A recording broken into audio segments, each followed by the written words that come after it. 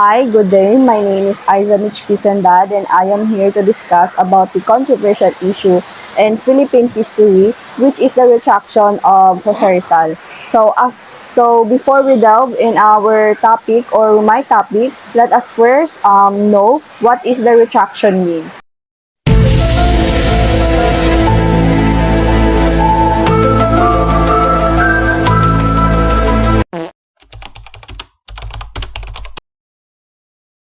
So, when we talk about retraction, ito na yung pagbawi or paghingi ng tawad sa previous mo na na-publish na statement or claim. So, retraction usually done or nangyayari lang ito kapag yung original statement or claim mo ay mali at hindi totoo at hindi tumpak. One example po ng retraction is, kunwari po or imagine po na meron ka pong nasabi na chismis sa friends mo and then later on nalaman mong hindi pala totoo yung chismis na yun. So, you might say na magsasorry ka sa mga friends mo and binabawi mo yung false information na nasabi mo.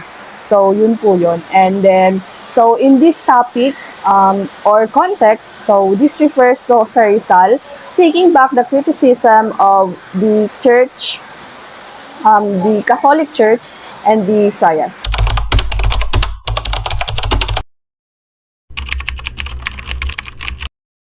So, kinilala si Jose Rizal bilang isang bayani ng revolusyon dahil sa kanyang obra kung saan ang center ng kanyang mga sulatin is about ending the colonialism and to liberate the Filipino mind.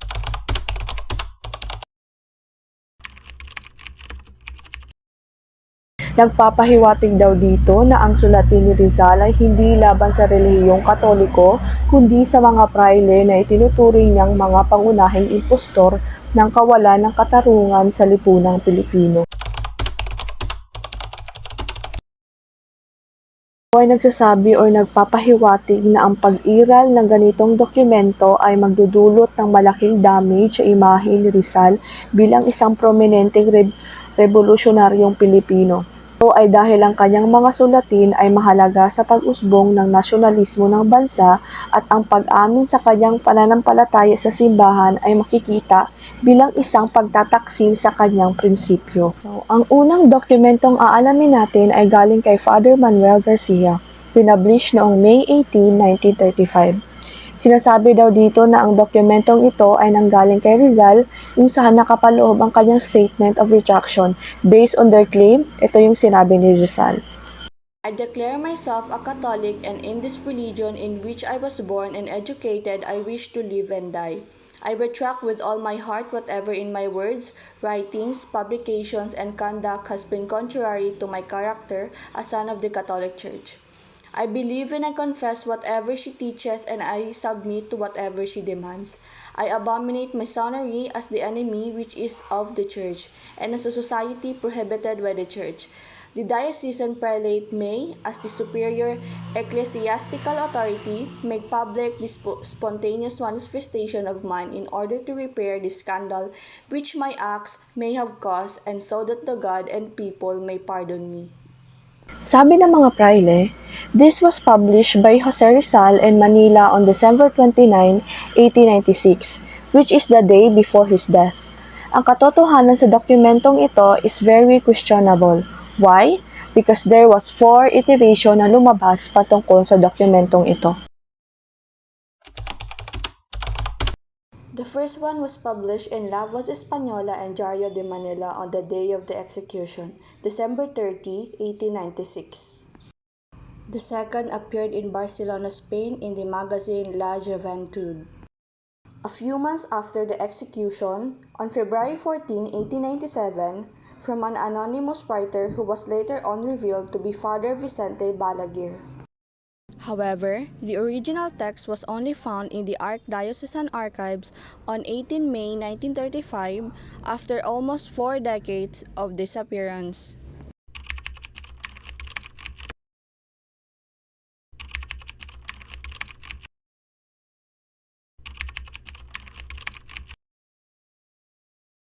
Marami ang hindi naniniwala sa testimonyong ito dahil isa lang ang nakawitness at ito ay si Father Vicente Balaguer, a Jesuit friar. Ayon kay Father Balaguer, nakita niya si Rizal na nagising ng ilang beses, nagtapat ng ilang beses, dumayo sa misa, tumanggap ng komunyon at nagdasal ng rosaryo. Dahil ito lamang ang tanging testimonya tungkol sa pagsulat ni Rizal ng The Retraction, ginamit ito ng mga nagsasabing tunay ang dokumento upang patunayan na tunay ito. Ngunit dahil sa pagiging kakaiba ng mga kilos ni Rizal sa mga panahong iyon, marami ang nagdududa sa testimonya ni Balaguer.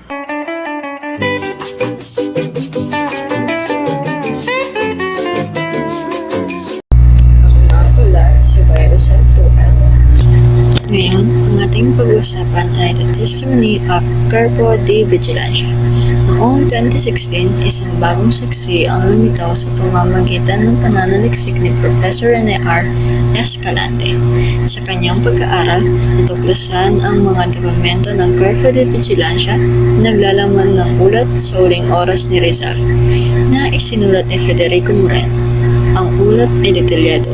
Inuulat ng ahente ng Cuerpo de Vigilancia na naka-assign sa Fort Santiago ang mga kaganapan noong araw ng paghatol kay Jose Rizal noong 7:30 ng umaga. Pumasok si Jose Rizal sa death row na kasama ang kanyang abogado na si Senyor Tabiel de Andrade at ang Jesuit priest na si Bella Clara. Sa pangungumbinsi ng huli at ilang sandali, pagkatapos pumasok, binigyan siya ng magaan na agahan. Bandang alas 9, tinanong ni Senyor Maure, ang assistant ng plaza, si Rizal kung kailangan niya ng anuman. Sumagot si Rizal at sinabing kailangan lamang niya ng isang prayer book na agad na dinala sa kanya ni Father March. Umalis si Senyor Andrade mula sa death row ng alas 10 at nakipag-usap naman si Rizal ng matagal sa mga Jesuit father, sina March at Bella Clara, tungkol sa mga usaping religion. Ipinakita sa kanya ng mga ito ang isang paghihingi ng tawad ukol sa kanyang buhay at mga gawa na tinanggihan niyang lagdaan. Nagdebatihan sila hanggang 12:30.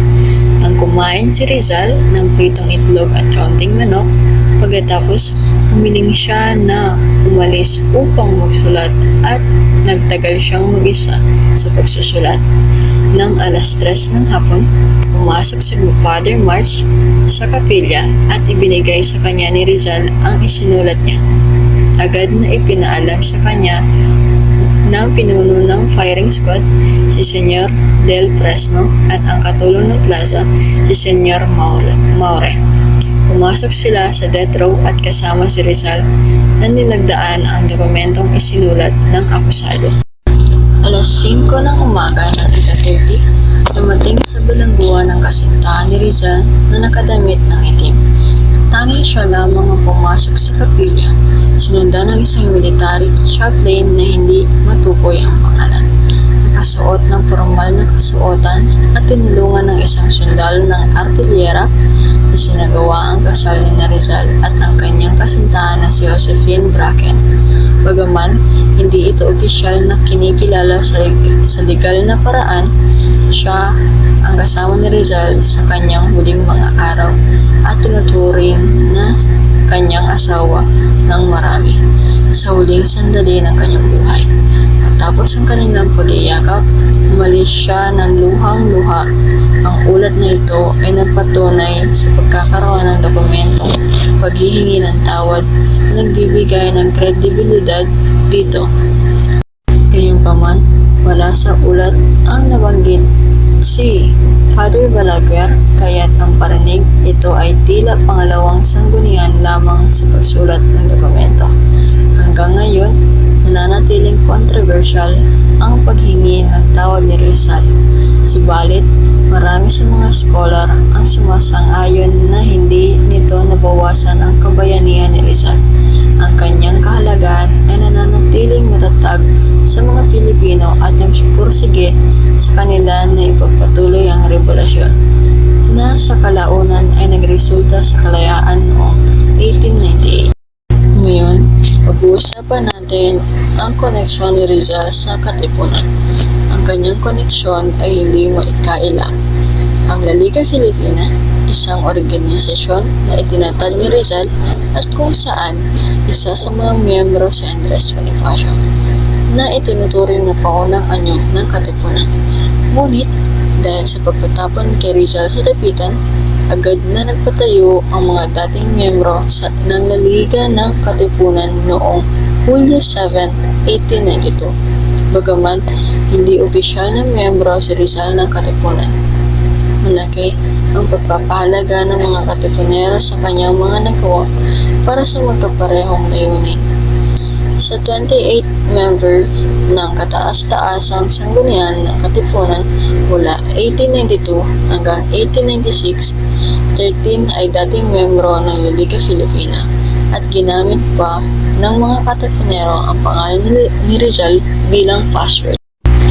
Noong 1896, nagpasya ang mga Katipunero na ipaalam kay Rizal ang kanilang plano na ilunsad ang revolusyon at ipinadala si Pio Valenzuela upang bisitahin si Rizal sa dapitan. Bagaman, maraming scholar ang nagduda sa mga ulat ni Valenzuela hinggil sa pulong nila ni Rizal. Sinabi ni Rizal na tutol siya sa plano dahil magiging tila suicidal ito dahil sa kahirapan ng pakikipaglaban sa mga Kastila na may kalamangan sa militar. Idinagdag niya na dapat gawin ng mga lider ng Katipunan ang lahat upang maiwasan ang pagdanak ng dugo ng mga Pilipino. Pinaalam ni Valenzuela kay Rizal na maaaring sumiko ang revolusyon kung matutuklasan ng mga Kastila ang Katipunan. Inirekomenda ni Rizal na makuha muna ang suporta ng mga mayayamang Pilipino upang mapalakas ang kanilang layunin at imungkahi na si Antonio Luna ang i-recruit upang pamunuan ang militar na kilusan ng revolusyon.